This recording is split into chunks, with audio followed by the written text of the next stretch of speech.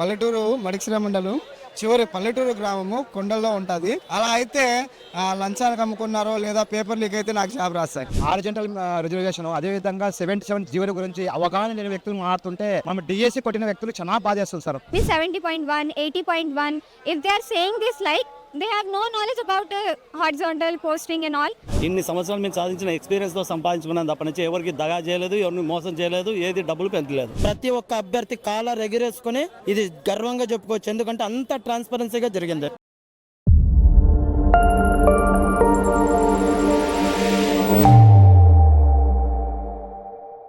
నమస్తే అండి. నమస్తే సార్. మీ పేరు? ఎం శివప్రసాద్ సార్. ర్యాంక్ ఎంత? 250, 250. ఏ కేటగిరీలో sir? Open category sir. Mega DSC, దగా డిఎస్సి అని డిఎస్సి నియామకాల్లో భారీగా అవకతవకలు జరిగాయి, అవినీతి జరిగిందని, అసలు అర్హత లేని అభ్యర్థులకి ఉద్యోగ అవకాశాలు కల్పించిందంటూ కూటమి ప్రభుత్వం మీద వైఎస్ఆర్ కాంగ్రెస్ పార్టీ నేతలు బురద చల్లుతున్నారు కదా, మీకు ఎలా అనిపిస్తుందండి?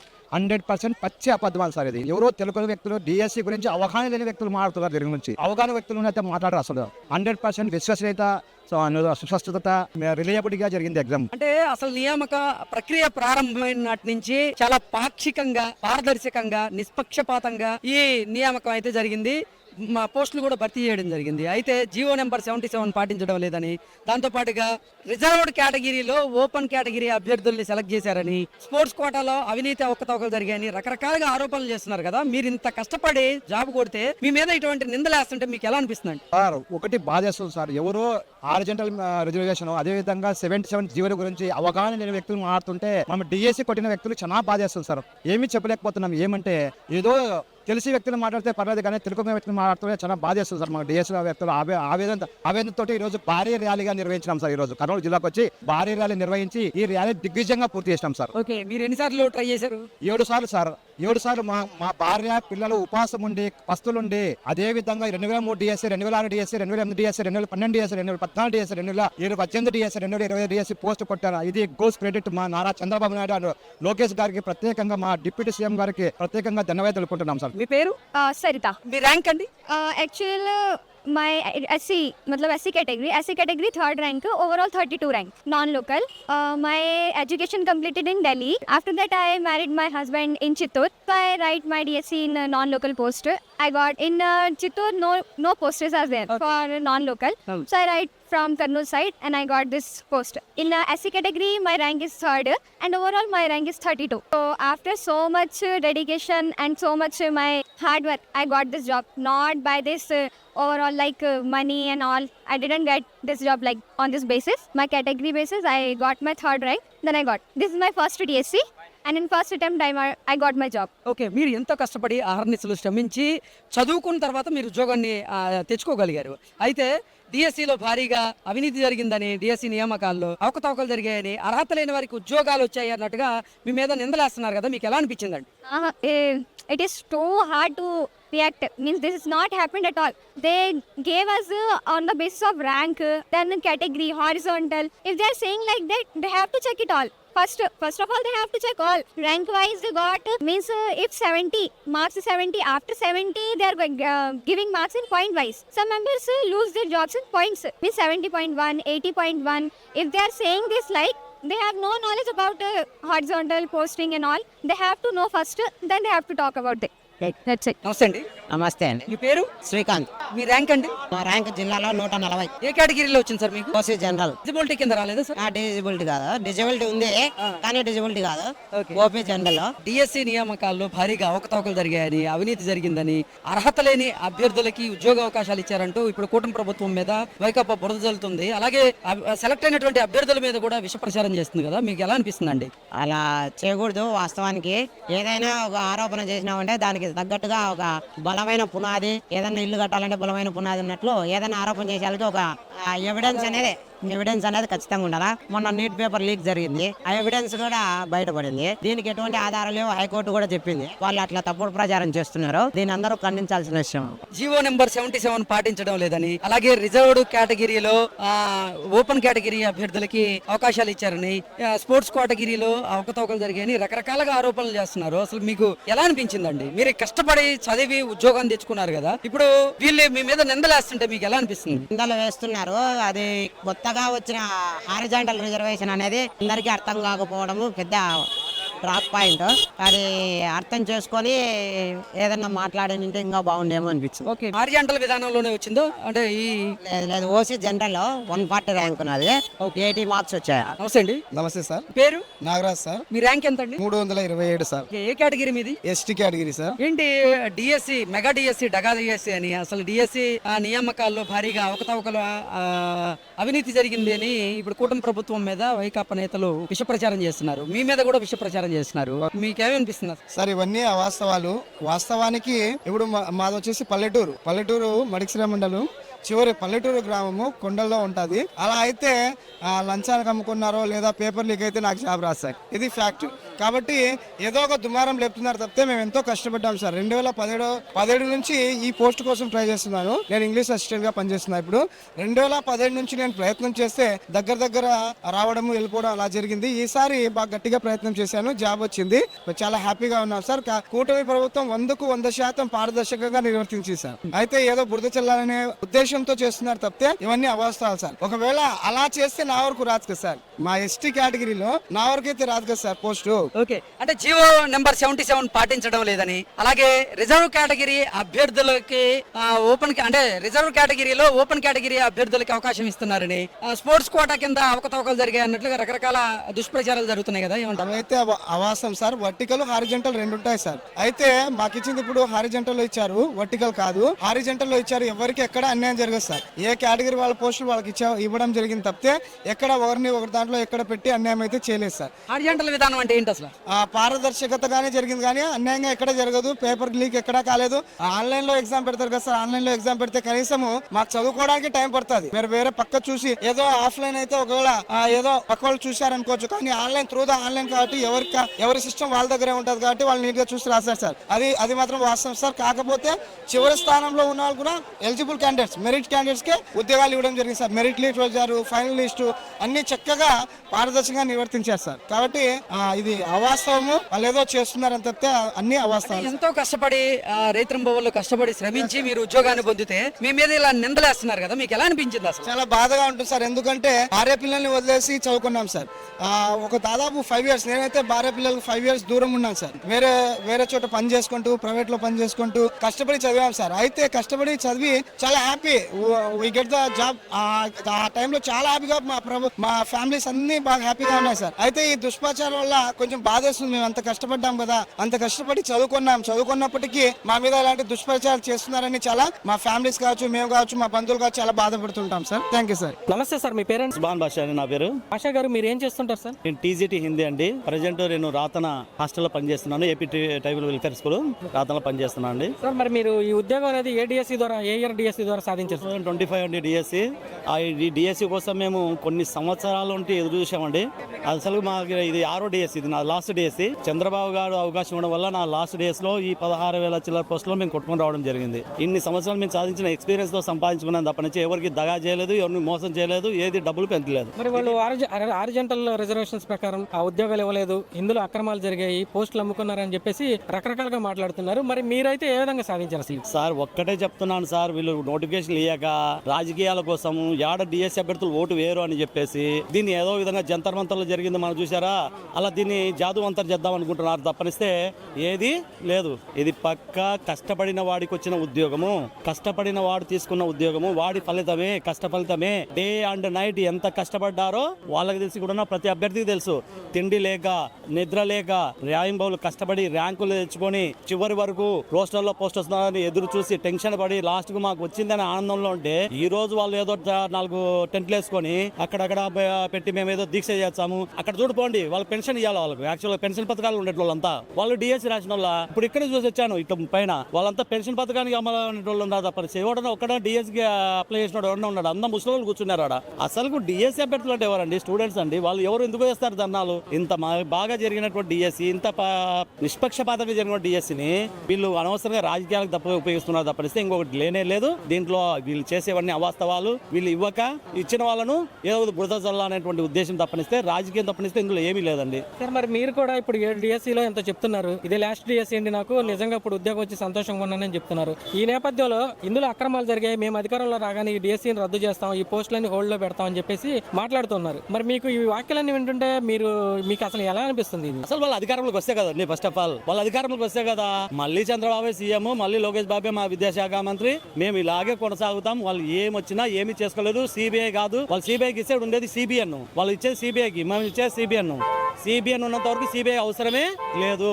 ఇది నిష్పక్షపాతంగా జరిగినటువంటి డిఎస్సి, అంతే తప్పనిస్తే ఇంకోటి కాదు. సార్ మరి ఒకవేళ నిజంగా డిఎస్సీలు అక్రమాలు జరుగుంటే కోర్టుల ద్వారా పోరాడడం అనేది ఒక పద్ధతి, వాళ్ళు అది మానేసి ఎక్కడో దీక్షలో ధర్నాలని పెట్టేసి రాజకీయంగా విమర్శలు చేస్తున్నారు. దీన్ని ఏ విధంగా చూడొచ్చు? వాళ్ళన్ని కోర్టులే, తిరిగేవన్నీ కోర్టులే వాళ్ళవి, కోర్టులు తప్ప ఇంకేం తిరగరు వాళ్ళు. అక్కడ కూడా నిన్న హైకోర్టు, సుప్రీంకోర్టు అన్ని అక్షంతలు వేసి పంపించాయి. అరే అభ్యర్థులు ఎవరు పిటిషన్ అయింది, వీళ్ళు ఎందుకు వేస్తారు పిటిషన్లు? ఒక అభ్యర్థులు వేయాలి కదా, అభ్యర్థి ఎక్కడ వేసాడు పిటిషన్? వీళ్ళు వేసుకొని వీళ్ళేదో కోర్టుల చుట్టూ మేము పోతాము, మేమేదో సాధిస్తాము, మేమేదో చేస్తామని వీళ్ళు అంటుంటే, అసలు కోర్టులే అయ్యా మీ పిటిషన్ చెల్లవు, అభ్యర్థులు బాగా కష్టపడి చదివి తెచ్చుకున్నారని చెప్పి జడ్జీలు తీర్పులు ఇస్తే వీళ్ళు ఆ తీర్పును కూడా కాదనుకోకుండా వచ్చి రోడ్ల మీద కూర్చుంటే ఏమొస్తుంది వీళ్ళకు?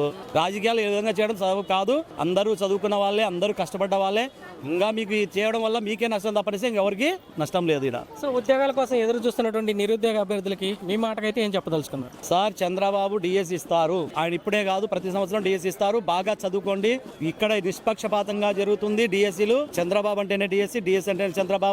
ఇది పక్కా డిఎస్సీల కాలము. బాగా చదువుకోండి, ఎవరి మాటలు నమ్మవద్దు, మీరు ఎవరు బయటికి వెళ్ళొద్దు, ఎవరు చెప్పినా మోసపోవద్దు, ఎవరు చెప్పినా మీరు పిలిచే ర్యాలీలకు రండి, వాటికి రండి అంటే వెళ్ళొద్దు దయచేసి. మీ టైం వాల్యూ మీకు తెలియదు. మీరు బాగా కష్టపడండి, మీరు ఉద్యోగాలు సంపాదిస్తారు, మీ కష్టానికి తగ్గట్టు ఖచ్చితంగా ఉద్యోగం వస్తుంది. కష్టపడే వాడికి ఉద్యోగం ఉంటుందండి, వేరేది లేనే లేదు చంద్రబాబు పీరియడ్ లో. నమస్తే సార్, మీ పేరండి? నా పేరు ఓబ్లేష్ గారు, మీది ఎవరు సార్? మాది Hindupur, Anantapuram district. Sir present మీరు ఏం చేస్తుంటారు? నేను స్కూల్ అసిస్టెంట్ మ్యాథమెటిక్స్. సార్ మరి మీరు టీచర్గా జాబ్ చేస్తున్నారు, మీకు ఏ డిఎస్సీలో ఈ ఉద్యోగం సాధించారండి? నేను 2025 డిఎస్సి ద్వారా ఉద్యోగం సాధించాను. సార్ ఇప్పుడు ప్రధానంగా వైసీపీ వాళ్ళు చేస్తున్న ఆరోపణ ఏంటంటే 2025 డిఎస్సీ అనేది మెగా డిఎస్సీ కాదు, అదొక దగా డిఎస్సీ అని, అందులో ఉద్యోగాలన్నీ కూడా అక్రమంగా సంపాదించారని, డబ్బులు పెట్టి కొనుక్కున్నారని, హారిజాంటల్ వర్టికల్ రిజర్వేషన్స్ ప్రకారం ఉద్యోగాలు ఇవ్వలేదని చెప్పేసి రకరకాల ఆరోపణలు చేస్తున్నారు. మరి మీరు ఈ కష్టపడి ఉద్యోగం సాధించారా, లేదంటే వాళ్ళు చెప్తున్నట్టుగా ఈ అక్రమాల ద్వారా మీరు ఈ ఉద్యోగం పొందారు? సార్, ఇది మెగా డిఎస్సి అంటున్నారు, దగా డిఎస్సి కూడా అంటున్నారు. ఇది మెగా డిఎస్సీనే, కానీ దగా డిఎస్సి మాత్రం కాదు, దర్జా డిఎస్సి. ప్రతి ఒక్క అభ్యర్థి కాలర్ ఎగిరేసుకుని ఇది గర్వంగా చెప్పుకోవచ్చు, ఎందుకంటే అంత ట్రాన్స్పరెన్సీగా జరిగింది. ఎందుకంటే ప్రతి ఒక్కరు ఆషామాషిగా కష్టపడి రాలేదు, ఎన్నో సంవత్సరాల యొక్క కష్టం అది. సో ఇప్పుడు ఈ గవర్నమెంట్ లో దాదాపుగా ఇంతకు ముందు గవర్నమెంట్ లో దాదాపు 7 సంవత్సరాలు అయింది సార్ డిఎస్సి ఎగ్జామ్. ఎన్నిసార్లు కోచింగ్లకు వెళ్ళాము మేము, ఒక్క డిఎస్సి వచ్చిన పాపం లేదు. ఏదో రాక మాకు ఇప్పుడు ఉద్యోగం సాధించుకున్నాం, కనీసము జాబ్ రాకున్నా కూడా అవమానాలతో బాధపడ్డాము, జాబ్ వచ్చిన తర్వాత కూడా మళ్ళీ అవమానాలు బాధపడుతున్నాము. ఎందుకు మాకు జాబ్ వచ్చిన తర్వాత వాళ్ళు డబ్బులు తీసుకొని జాబ్ ఇచ్చారంట అని అనిపించుకోవాల్సిన పరిస్థితి వచ్చింది మాకు. సో కాబట్టి మేము దర్జాగా చెప్తున్నాము, ఇది దర్జా డిఎస్సీనే. సో ఈ డిఎస్సీలో ఎలాంటి అవకతవకలు జరగలేదు, చాలా ట్రాన్స్పరెన్సీగా జరిగింది అని ఎలా చెప్పగలను అంటే, ఏదైనా ఒక డిఎస్సీ డిస్ట్రిక్ట్ లెవెల్లో మాత్రమే సెలక్షన్ చేస్తారు, కానీ మనకు డిస్ట్రిక్ట్ లెవెల్లోనే జరిగింది వెరిఫికేషన్, స్టేట్ లెవెల్లో కూడా వెరిఫికేషన్ జరిగింది. సో కాబట్టి అంత ట్రాన్స్పరెన్సీగా జరిగింది కాబట్టి ఈ దాంట్లో ఎలాంటి అవకతవకలు లేవు సార్, చాలా నిజాయితీగా నిబద్ధతగా జరిగింది. ఇంతవరకు చరిత్రలో ఎప్పుడు ఇంత త్వరగా ఫిల్ చేసిన దాఖలు లేవు. కేవలం 150 రోజుల్లోనే ఈ డిఎస్సీని పూర్తి చేసినటువంటి ఘనత ఎవరికైనా ఉందంటే ఈ ప్రభుత్వానికి ఉంది. దానికి మేము చాలా గర్వపడుతున్నాం సార్. సార్ ఇప్పుడు ఒకవేళ కనుక డిఎస్సీలు అక్రమాలు జరుగుంటే కనుక కోర్టుల ద్వారా పరిష్కరించుకోవడం కరెక్ట్ అంటారా, లేదంటే వాళ్ళు ఏదో రోడ్లు ఎక్కేసి ఈ డిఎస్సీ అంతా ఫేక్, ఇందులో ఉద్యోగాలు వచ్చిన వాళ్ళు అందరూ కూడా డబ్బులు పెట్టి కొనుక్కున్నారని రోడ్ల మీదకి వచ్చి గోల్ చేయడం కరెక్ట్ అంటారా? సార్, ఇది యాక్చువల్గా ఇదంతా పొలిటికల్ స్ట్రాటజీ సార్. యాక్చువల్గా ఒక అభ్యర్థికి అన్యాయం జరిగితే మనకు సొల్యూషన్ ఇవ్వాల్సింది కోర్టులు ఉన్నాయి సార్. మన సమస్యను కోర్టుకు వెళ్ళి విన్నవిస్తే ఖచ్చితంగా మనకు ఆన్సర్ వస్తుంది. సో మనం వెళ్ళి పొలిటికల్ ద్వారా చెప్తే వాళ్ళు ఏం చేస్తారు, దాన్ని రచ్చ చేస్తున్నారు. మీకు నిజంగా నేను మీడియా ముఖంగా చెప్తున్నాను, ఏ అభ్యర్థికి అయితే అన్యాయం జరిగిందో మీరు వెళ్ళండి, హైకోర్టుకి వెళ్ళండి, వాళ్ళని అడగండి, ఖచ్చితంగా మీకు ఆన్సర్ వస్తుంది, మీకు సమాధానం వస్తుంది. సో ఎందుకంటే మనకు హైకోర్టు ఉండేది ఏమిటి, మన సమస్యలను పరిష్కరించడానికే. కాబట్టి ఆ హైకోర్టుకి వెళ్తే ఖచ్చితంగా న్యాయం జరుగుతుంది సార్. హైకోర్టు కూడా మొన్న తీర్పు అదే ఇచ్చింది సార్. ఓన్లీ మీరు వచ్చి రిప్రజెంటేషన్ ఫిల్ చేస్తున్నారు, ఎందుకు ఒక్క అభ్యర్థి కూడా రావడం లేదే అనే ఉద్దేశంతో దాంట్లోనే హైకోర్టు కూడా పిల్ కొట్టేసింది. ఏ అభ్యర్థి అయినా వెళ్ళి అడగండి, హైకోర్టుకి ఏమని కేసు వేస్తే ఖచ్చితంగా ప్రతిఫలం అనేది వస్తుంది సార్. సో మరి ఇప్పుడు ఉద్యోగం సాధించిన అభ్యర్థులకు కానీ ఈ ఉద్యోగం కోసం ఎదురు చూస్తున్న నిరుద్యోగులు కానీ మీరైతే ఒక మాటగా ఏం చెప్పదలుచుకున్నారు? సో మీరు పొలిటికల్ని దృష్టిలో పెట్టుకొని వాళ్ళ వెనకంటే తిరగొద్దండి. సో ఒకటే చెప్పగలను నేను, ఎందుకంటే మేము కష్టపడి సాధించాము, మేము మీ ముందు ఉన్నటువంటి కష్టార్జితులము. సో కాబట్టి మమ్మల్ని ఆదర్శంగా తీసుకోండి, మీకు కూడా మంచి భవిష్యత్తు వస్తుంది, మీరు కూడా విజయం సాధిస్తారు. సో మీరు ఒకవేళ వాళ్ళు మిమ్మల్ని పొలిటికల్ స్ట్రాటజీతో మిమ్మల్ని యూజ్ చేసుకుంటున్నారు, అవన్నీ అవాస్తవం.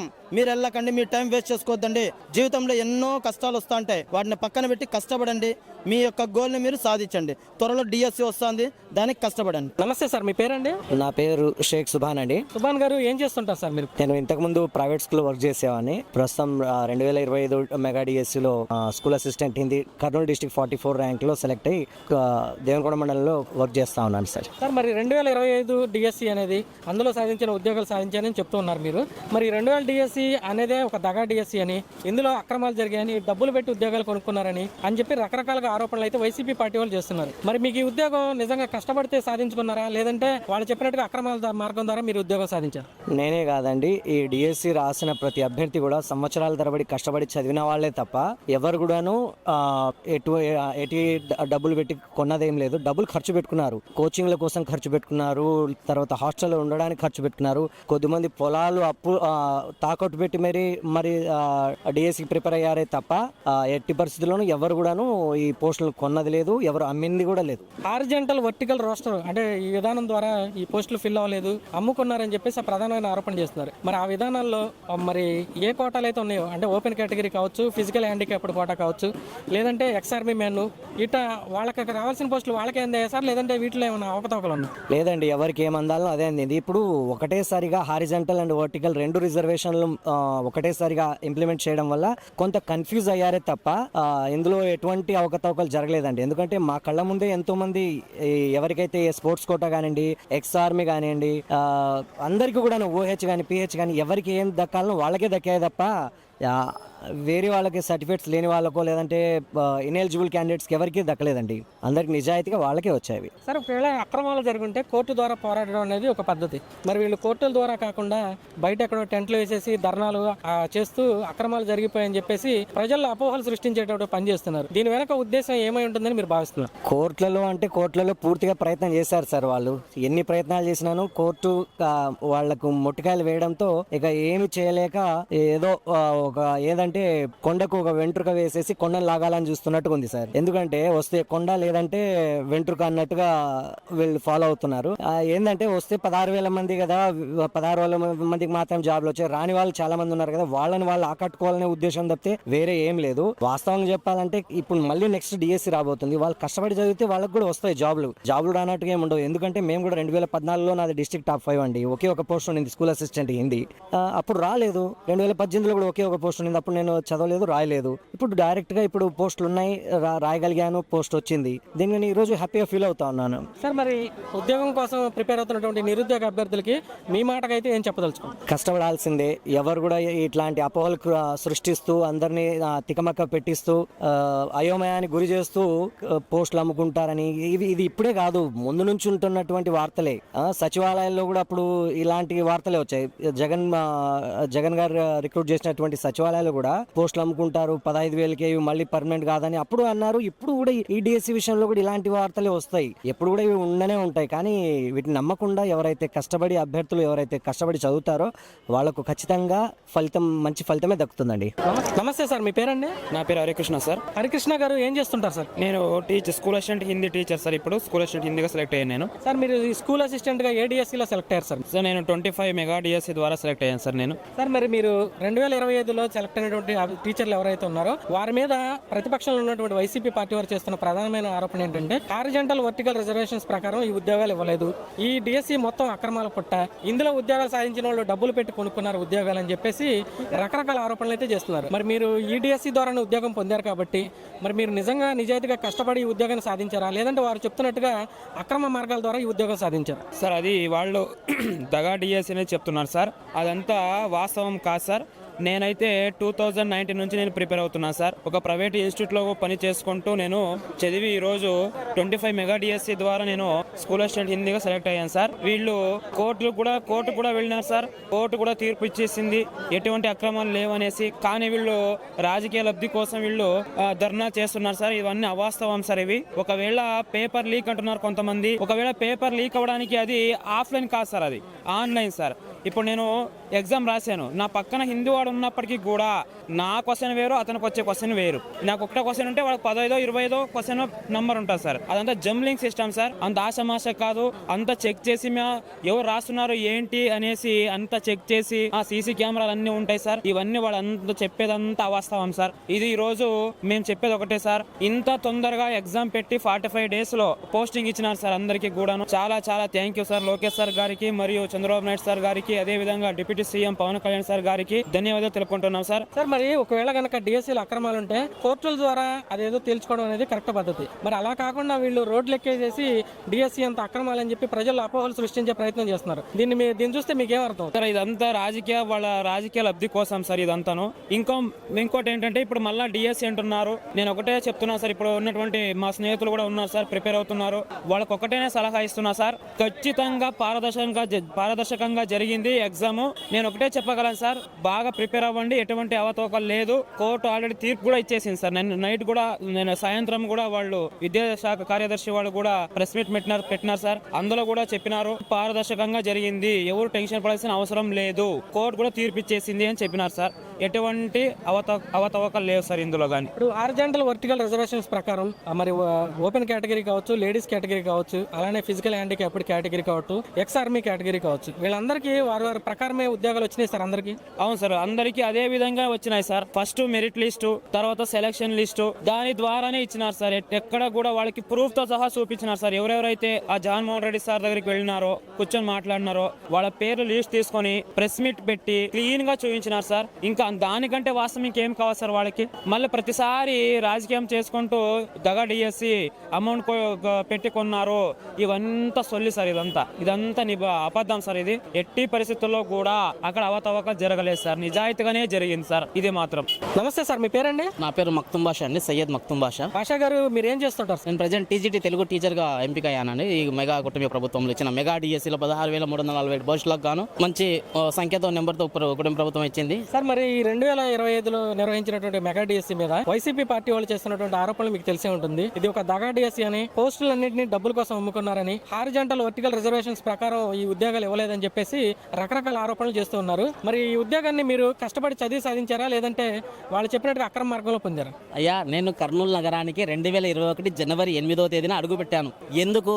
గత ప్రభుత్వంలో ఉన్నటువంటి జగన్మోహన్ రెడ్డి గారు మెగా డిఎస్సీ అధికారంలోకి వచ్చిన ప్రతి వెంటనే మెగా డిఎస్సీ అని ఇలా చేతులోపి ఇలా చెప్పండి అని చేతులోపించినాడు. ఆ ఆశతోనే మేము కూడా ఈ కర్నూలు నగరానికి ఇలానే లగేజ్లు పట్టుకొని వచ్చేసాం. 2021 పోయింది, 2022 పోయింది, 23 పోయింది, 24 కానీ ఇస్తాడంటే కనీసం చివరి ఎలక్షన్ నోటిఫికేషన్ ఇచ్చే సమయానికి తూతూ మంత్రంగా 6,000 పోస్టులు అని ఇచ్చేసి, అది కూడా కేంద్ర ఎన్నికల కమిషన్ ఏం చేసేదంటే ఇది ఎన్నికల మీద ప్రభావం చూపడుతుంది అనేసి దాన్ని రద్దు చేసేసింది. ఈయన మాట్లాడతాడు, నువ్వు ఏం చేసావు ఇన్నాళ్ళు ఇవ్వకుండా అంటే. ఒకడు బాగుపడుతుంటే, ఒకరికి మంచి పేరు వస్తుంటే ఏదో అంటే ఓర్వలేక ఇలాంటి పనులు చేస్తాను అన్నట్టు. ఇప్పుడు జెన్జెడ్ వార్ అంటున్నావు. జెన్జెడ్ వార్ ఇప్పుడు నువ్వు ఈరోజు చూసి ఉంటావు. ఒకసారి మీ సాక్షి టీవీలో కానీ మిగతా టీవీ ఛానల్ కానీ చూడండి, జెన్జెడ్ ఇప్పుడు వచ్చింది, బయటకు వచ్చింది. ఉద్యోగాలు పొందిన వాళ్ళందరూ టీచర్ ఉద్యోగాలు అయిన వాళ్ళు జెన్జెడ్ లో ఎక్కువ శాతం మంది ఉన్నారు సార్. మరి మీరు కష్టపడి చదివాను, నేను జగన్మోహన్ రెడ్డి మీద ఆశలు పెట్టుకుని కర్నూలుకి వచ్చి కష్టపడ్డాను, ఆయన ఏం చేయలేదు నాకని అంటున్నారు. మరి మీ మనసులో ఎంత బాధ ఉన్నప్పుడు వాళ్ళు ఈ రోజున మేము అధికారంలోకి వస్తే ఈ డిఎస్సీ అంత అక్రమాలు కాబట్టి మేము రద్దు చేస్తామని, లేదంటే ఈ ఉద్యోగాలన్నీ హోల్డ్ లో పెడతామని చెప్పేసి రకరకాల మాట్లాడుతుంది. ఇవన్నీ వింటుంటే మీకు ఏమనిపిస్తుంది? నిరుద్యోగులు అయినటువంటి లేదంటే అన్యాయం జరిగిన వాళ్ళు, నిజమైన వాళ్ళు 3 లక్షల సంథింగ్ మంది ఎగ్జామ్ రాశారు. దాంట్లో 16,000 మంది ఉద్యోగ ఎంప్లాయీస్ గా అయినారు. మిగతా 3 లక్షల చిల్లర మంది రావాలి కదా బయటికి. వాళ్ళందరూ మీకు రాస్తారోకోలో ర్యాలీలో చేస్తే అప్పుడు మీరు మీ యొక్క కార్యకర్తలతో మీరు రిలే దీక్షలని ఆ దీక్షలని అనవసరంగా చేస్తున్నారు. దానికి దీనికి ఎలాంటి సంబంధం లేదండి. ఈ రోజు వచ్చినారు జెన్యున్ గా రాత్రంటూ పగలంటూ కష్టపడి చదువుకున్న వాళ్ళం మేము. కష్టపడి చదివి ఈ రోజు నేను ఓపెన్ కేటగిరీలోనే రాయలసీమ జోన్ 4 లో తెలుగు టీజీటీ తెలుగుగా 162వ ర్యాంకుతో ఓపెన్ లోనే నేను జాబ్ కొట్టాను. అనుకుంటున్నాను. సో ఒకవేళ కనుక మీరు చెప్పినట్లుగా లేదా వాళ్ళు చెప్పినట్లుగా అక్రమాలు జరుగుంటే కోర్టుల ద్వారా పోరాడడం అనేది ఒక పద్ధతి. మరి దాన్ని వదిలేసేసి వీళ్ళు రోడ్లెక్కేసి అన్యాయం జరిగిపోయింది, మేము దీన్ని రద్దు చేస్తామని మాట్లాడడం వెనక, వాళ్ళ వ్యాఖ్యల వెనక వాళ్ళ ఉద్దేశం ఏంటని మీరు అనుకుంటున్నారు?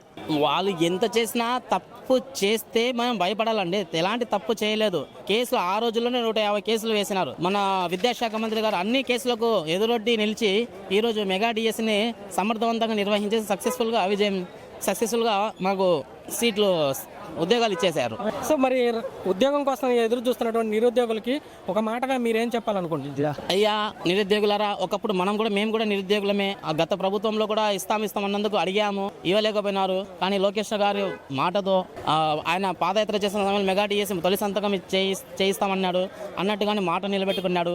అదేవిధంగా ఇప్పుడు కూడా అంటున్నాడు. నిన్న మన విద్యా కమిషనర్ తమీమ్ అన్సరియా గారు కూడా డిసెంబర్ 15 నోటిఫికేషన్ ఇస్తాం, నిరుద్యోగులు మీరు ఆందోళన చెందొద్దు, మీకు నోటిఫికేషన్ వస్తుంది, బాగా చదువుకోండి వాళ్ళు మంచి గుడ్ మెసేజ్ ఇచ్చారు. సో మీరు కూడా ఎలాంటి టెన్షన్ పడకుండా మీరు మీ షేర్ కి అంకితం అయిపోండి, మీ పుస్తకాలకు మీరు అంకితమై మంచిగా ప్రిపరేషన్ చేసి మీరు కూడా మంచి విజయం సాధించాలని కోరుకుంటూ